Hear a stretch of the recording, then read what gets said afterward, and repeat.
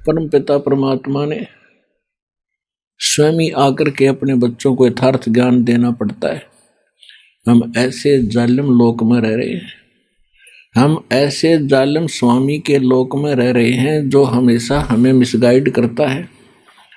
हमें दुख के अतिरिक्त वो कुछ नहीं दे सकता और हम उसको अपना मालिक मानकर अभी तक उसी की पूजा और उसी के पुत्रों को भगवान मान के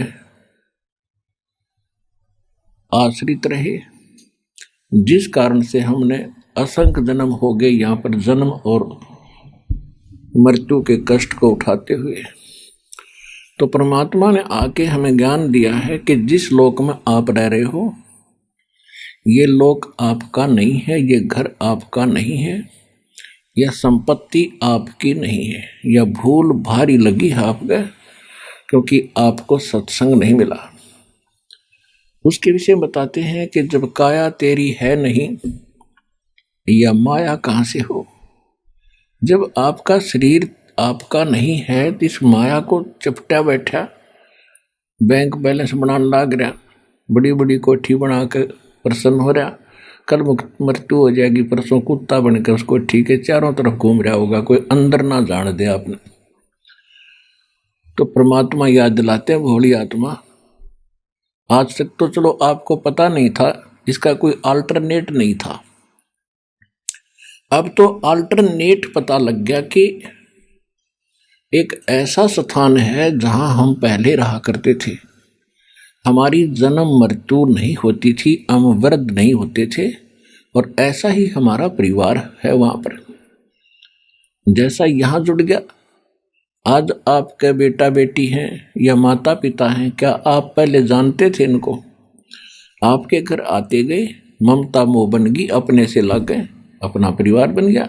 लेकिन ये तो अपना है नहीं, कल मृत्यु हो जा पूरा परिवार नाश हो जाए 1 मिनट में। ये पीछे केदारनाथ के ऊपर कैसा जुल्म हो गया था, एक के घर के 4-4 सदस्य मर गए, पूरा पूरा परिवार नष्ट हो गया। तो ये अपना है नहीं।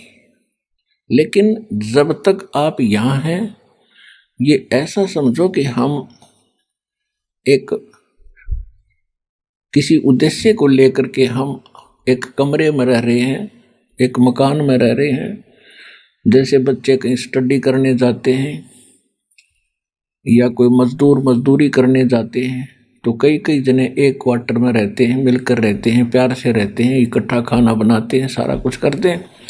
तो ये तो इतना ही साजबाज है आपका कि आपका इन बच्चों का कोई संस्कार है पीछे का। और वो किस्मत वाले बच्चे हैं जिनका पूरा परिवार मालिक से जुड़ जाएगा। आपके बच्चे सुरक्षित रहेंगे, आजीवन आपके साथ रहेंगे जब तक आपकी मृत्यु नहीं होगी।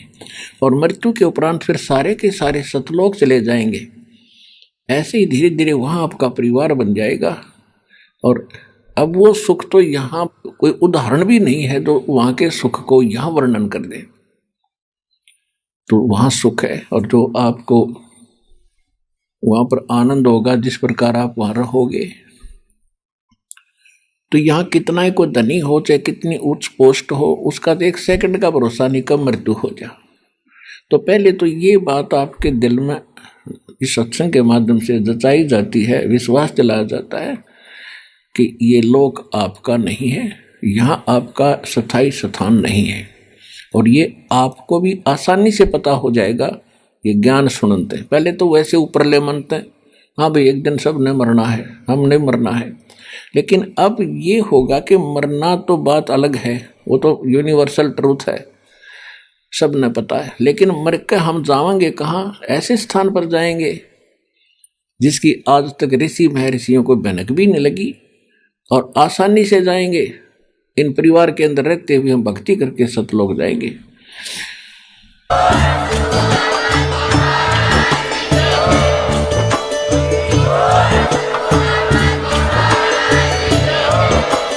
आप सुन रहे थे जगत गुरु तत्वदर्शी संत रामपाल जी महाराज जी के मंगल प्रवचन। अधिक जानकारी के लिए विजिट कीजिए हमारी वेबसाइट www.jagatgururampalji.org।